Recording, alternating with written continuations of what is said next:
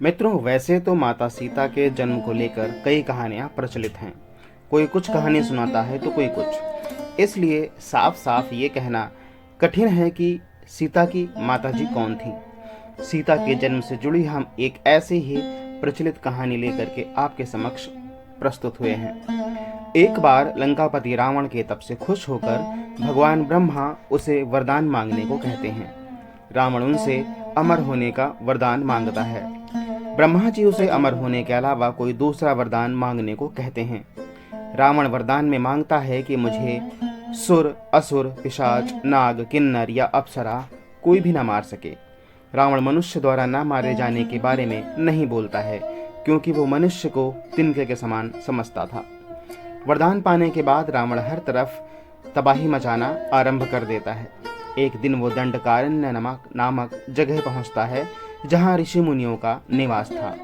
रावण को ऋषि मुनियों को मारना उचित नहीं लगा, लेकिन वो उन ऋषि मुनियों के रक्त को एक कमंडल में भरकर साथ ले जाता है।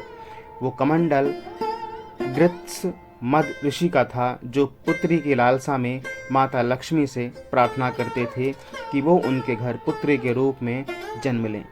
इसके लिए गृत्समद ऋषि रोजाना पूजा पाठ के दौरान पवित्र मंत्र पढ़कर दूध की कुछ बूंदें कमंडल में डाला करते थे, जिसमें रावण रक्त भरकर अपने साथ ले गया था। रावण कमंडल को लंका ले गया और वहां पहुंचकर कमंडल अपनी पत्नी मंदोदरी को देकर कहता है, ये विषैले रक्त से भरा है, इसे संभाल कर रखना और किसी को मत देना। कुछ दिन बाद विहार के लिए रावण किसी पर्वत पर चला जाता है। मंदोदरी को इस तरह रावण का जाना अच्छा नहीं लगता।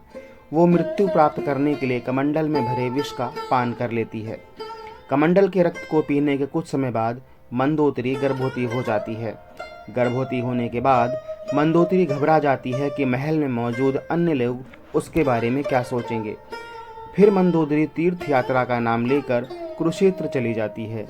वहां मंदोदरी एक बच्ची को जन्म देती है, लेकिन लोक लाज के चलते वो उसे एक कलश में रखकर जमीन में दफना देती हैं। कुछ दिनों बाद राजा जनक भी कुरुक्षेत्र जाते हैं। जब वो जमीन में हल चलाते हैं तो उन्हें वहां कलश मिलता है, जिसमें मंदोदरी ने बच्ची को रखा था।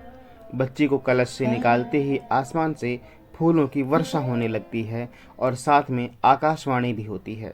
आकाशवाणी में राजा जनक द्वारा उस कन्या के लालन पालन की बात कही जाती है। हल के सीत अर्थात जो हल के आगे का नुकीला भाग होता है, उससे टकराने की वजह से कलश मिला था। इसलिए राजा जनक ने कन्या का नाम सीता रखा। साथियों, ये थी वो जानकारी। आपके पास कुछ और जानकारी हो तो आप कमेंट बॉक्स में लिख सकते हैं। दूसरा ये कि वीडियो पसंद आया हो तो वीडियो को लाइक और शेयर कीजिएगा। चैनल पर अगर आप नए थे तो विनती है, चैनल को सब्सक्राइब किए बिना मत जाइएगा और हाँ, बेल आइकन दबाना मत भूलिएगा। मिलते हैं अगले वीडियो में। जय श्री राम।